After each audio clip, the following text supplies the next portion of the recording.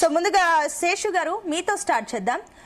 So overall గా చూస్తే కూడా కేబినెట్ లో నిర్ణయం తీసుకున్నారు. ఇద్దరు పిల్లలకు సంబంధించి కూడా ఏదైతే ఉందో సడలింపు తీసేశారు. సరే ఫైన్, అది ఏదైతే ఆల్రెడీ గతంలో కాంగ్రెస్ ప్రభుత్వం మేరకే కూడా తీసుకోవడం జరిగింది. ఎమర్జెన్సీ టైంలో పిల్లల్ని నియంత్రించే ఫ్యామిలీ ప్లానింగ్ అది ఎంత కొద్దో గొప్ప రిలాక్సేషన్ ఇచ్చింది, కానీ అంతగా పెద్ద లేదు. సో దాన్ని అయితే ఇప్పుడు తీసేశారు, కరెక్టే. కానీ మళ్ళీ పాత పద్ధతిలోనే స్థానిక సంస్థల ఎన్నికలకు వెళ్తారా?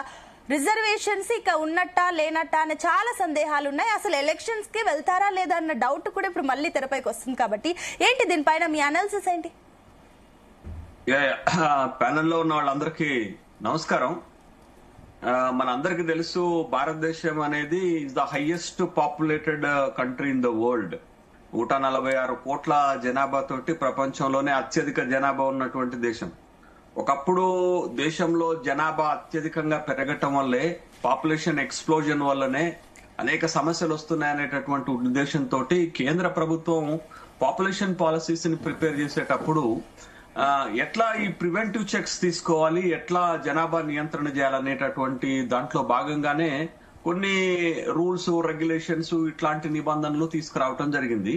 1994 లో కూడా ఒక చట్టం తీసుకొచ్చారు. ఏంటి అని అంటే, ముఖ్యంగా స్థానిక సంస్థల్లో పోటీ చేసేటటువంటి వాళ్ళకి ఇద్దరు పిల్లల కంటే ఎక్కువగా ఉంటే వాళ్ళు పోటీకి అనర్హులు. అది గ్రామ వార్డు మెంబర్ నుంచి సర్పంచ్ నుండి జడ్పీ చైర్మన్ వరకు, అదే విధంగా మీకు మున్సిపల్ కౌన్సిలర్ నుండి కార్పొరేటర్ వరకు, కార్పొరేటర్ నుంచి మేయర్ వరకు కూడా పోటీ చేసేటటువంటి ప్రతి వాళ్ళకి ఈ నిబంధన వర్తిస్తుంది అనేటటువంటి ఒక చట్టం తీసుకురావడం జరిగింది 1994 లో.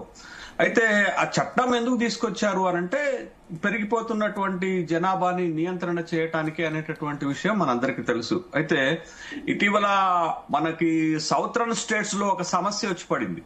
ఏంటి అంటే, ఇప్పుడు మనకి లోక్సభ నియోజకవర్గాల పునర్వ్యవస్థీకరణ, డీలిమిటేషన్స్ జరగబోతున్నాయి. ఆ జరగబోతున్నటువంటి క్రమంలో సౌత్ ఇండియాకి నష్టం జరుగుతుంది ఈ డీలిమిటేషన్లు అనే ఒక వాదన పెద్ద ఎత్తున వచ్చింది.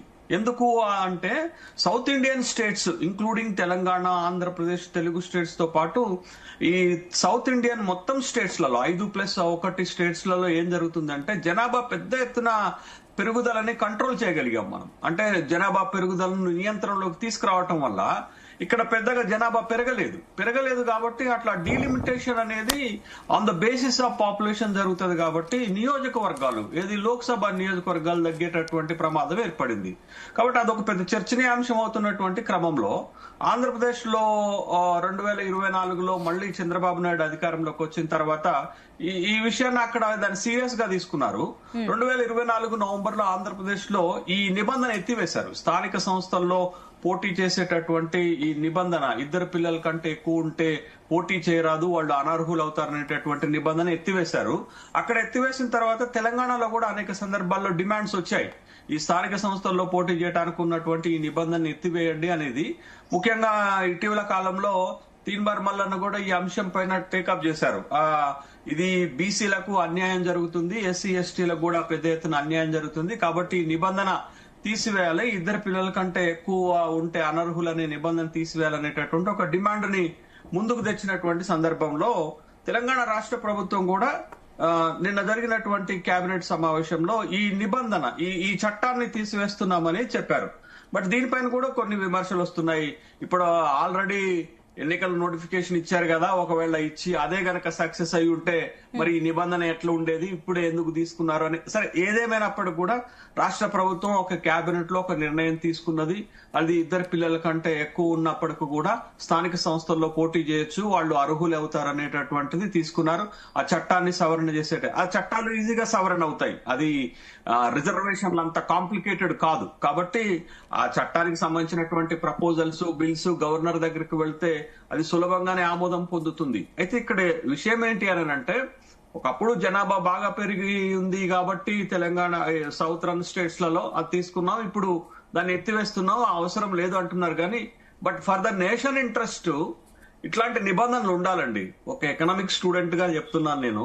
ఫర్ ద నేషన్ ఇంట్రెస్ట్ ఏంటంటే, ఇప్పటికీ ఈ దేశములో అనేక సమస్యలకు మూలం జనాభా పెద్ద ఎత్తున పెరగటమే. ఆ జనాభాను కంట్రోల్ చేయాల్సినటువంటి ఇట్లాంటి నిబంధనలను మరింత కఠినతరం చేసి ఇంకా కొన్ని నిబంధనలు తీసుకురావాల్సి ఉంటుంది. అంతేగాని ఏదో లోక్సభ నియోజకవర్గాలు తగ్గిపోతున్నాయి కాబట్టి అంటే ఇప్పుడప్పుడు సామెత చెప్తాం కదా, ఇంట్లో ఎలికలు ఉన్నాయని ఇల్లు పెట్టుకుంటాం అని అంటాం కదా. కాబట్టి ఆ నియోజకవర్గాలు తగ్గిపోతున్నాయనే ఉద్దేశంతో ఇట్లాంటి కఠినమైన నిబంధనలు ఎత్తివేస్తామంటే కూడా మంచిది కాదు అది. బట్ అది జనాభా పెరగటం అనేది దేశానికి మంచిది కాదు. ఆ పెరుగుదల రేటుని తగ్గించాల్సినటువంటి అవసరం ఉంటుంది. బట్ ఇంకా కొన్ని కఠిన నిబంధనలు రావాల్సినటువంటి అవసరం ఉంటుంది. బట్ వ్యక్తిగతంగా గానీ ఒక ఎకనామిక్ స్టూడెంట్ గా గానీ ఇట్లాంటి నిర్ణయాలు నేను ఆహ్వానించలేను. కాబట్టి సరే, ప్రభుత్వం తీసుకున్నటువంటి నిర్ణయం అది ఏముంటుందండి రాజకీయంగా. ఒక సర్పంచ్ అయితే ఇద్దరు పిల్లలు ఉన్న ముగ్గురు పిల్లలు ఉన్నోళ్ళు సర్పంచ్ కాకూడదని పెడితే ఏమన్నా అవుతుందా? ఇద్దరు పిల్లలు ఉన్నోళ్ళు అయితే పోటీ చేసి గెలుస్తారు కదా. కానీ కరెక్టే శేషు గారు, మీరు చెప్తున్న పాయింట్ ని మనం కన్సిడర్ చేసినప్పటికీ కూడా యాక్చువల్ గా మెయిన్ పాయింట్ పక్కన పడిపోయిందన్న అంశం ఇప్పుడు మళ్ళీ తెరపైకి. అసలు బీసీల రిజర్వేషన్ 42% గురించి ఆల్రెడీ అటు ఒక పక్క బీసీలు కూడా రోడ్లపైకి వచ్చేస్తున్నారు, ధర్నాలు చేస్తున్నారు, రేపు బంద్ ఉంది. ఇవన్నీ విషయాల్ని పక్కన పెట్టేసి పిల్లల గురించి ఏదైతే ఇప్పుడు దీని గురించి మాట్లాడిందో కేబినెట్, ఈ విషయంలో సీరియస్నెస్ ఎందుకు పక్కన పెట్టేసింది అనుకోవచ్చా? ఏంది పక్కన పెట్టారంటారు? ఒక నిమిషం అండి, చెప్పండి శేషు గారు. ఇప్పుడు ఎన్నికలను పక్కన పెట్టడానికి ఇది పెద్దగా ఈ చట్టం గాని ఈ బిల్లు గాని ఈ ఎన్నికలను అడ్డుకుంటదని నేను అనుకోవట్లేదు. మేజర్ గా అసలు దీనికంటే పెద్ద ఇష్యూ ఏంటి అని అంటే 42% రిజర్వేషన్ స్థానిక సంస్థల్లో బీసీలకు వచ్చేటటువంటి అంశమే చాలా పెద్దది. అది బిల్లు చట్ట రూపంలోకి మారటానికి చాలా టైం పడుతుంది. ఆ చట్ట రూపంలోకి వచ్చి దాన్ని సక్సెస్ చేసుకోవటానికి రాష్ట్ర ప్రభుత్వం చాలా కసరత్తు చేయాల్సి ఉంటుంది. దానికి ఒక పార్లమెంటరీ ప్రక్రియను తీసుకురావాల్సినటువంటి అవసరం ఉంటుంది. మీరు చూడండి, కోర్టులు చట్టాలు చెయ్యలేవు అని చెప్పటానికి మనకు హైకోర్టులో వచ్చినటువంటి తీర్పు, తర్వాత సుప్రీంకోర్టులో వచ్చినటువంటి తీర్పే ఉదాహరణ.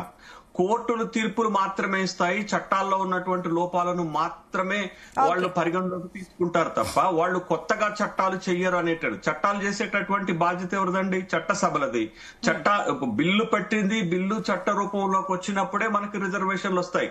బట్ దీంట్లో మరింత కాలయాపన చేయటానికే దీన్ని తీసుకొచ్చారు అని అంటే, ఒకవేళ రాష్ట్ర ప్రభుత్వం ఈ బిల్లు ప్రతిపాదన పంపితే మీకు శాసనసభ లేకపోయినా కేబినెట్ నిర్ణయం తీసుకొని ఆర్డినెన్స్ రూపంలో గవర్నర్ దగ్గరికి పంపితే ఆమోదిస్తారు. గవర్నర్ పెండింగ్ పెట్టరు. ఎందుకు చెప్తున్నాను నేను ఈ మాట అంటే, మీరు జీవో నెంబర్ 9 తో పాటు జీవో నెంబర్ 9 కు సంబంధించినటువంటి అంశంతో పాటు మరొక 4 బిల్లులను శాసనసభ అయిపోయిన తర్వాత, వర్షాకాల సమావేశాలు అయిపోయిన తర్వాత గవర్నర్ కు పంపితే గవర్నర్ 2 బిల్లులను క్లియర్ చేశారు. అంటే కొత్త నగర పంచాయతీలను ఏర్పాటు చేయటము, కొత్త మండలాలను ఏర్పాటు చేయటం బిల్లు ఆమోదించారు కదా. అంటే వివాదాలు లేనటువంటి బిల్లులను గవర్నర్లు పెండింగ్ పెట్టట్లేదు అనేటటువంటి విషయాన్ని మనం గమనించాలా. రెండోది ఏంటి అంటే, మీరు హైకోర్టు సుప్రీంకోర్టు ఒక తీర్పు ఇచ్చిందండి. ఆ తీర్పులో ఉన్నటువంటి ఒక యూనిఫామిటీ ఏంటి అని అంటే, పాత రిజర్వేషన్లతోటే మీరు ఎన్నికలకు వెళ్ళండి, అభ్యంతరాలు లేవు అని చెప్పారు. పాత రిజర్వేషన్స్ అంటే ఏంటండి? ఎస్సీ ఎస్టీలకు 27%, బీసీలకు 23%. అంటే మొత్తం 50% లిమిట్స్ తోటే మీరు పాత రిజర్వేషన్ల ప్రకారం అంటే 2019లో ఎలా ఎన్నికలు పెట్టారో అట్లా పెట్టడంలో మాకు అభ్యంతరం లేదు అని అన్నారు.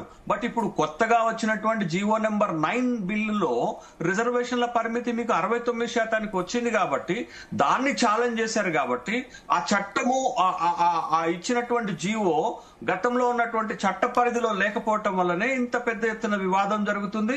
దానికి క్లియరెన్స్ రావాలంటే ఒకటే అండి, వీరు శాసనసభ గాని లోక్సభలో గాని కేంద్ర రాష్ట్ర ప్రభుత్వాల సమన్వయంతో రిజర్వేషన్లు సాధించాలి. అన్నిటికంటే ముఖ్యం ఈ 50% క్యాప్ గోడని బద్దలు కొట్టాలి.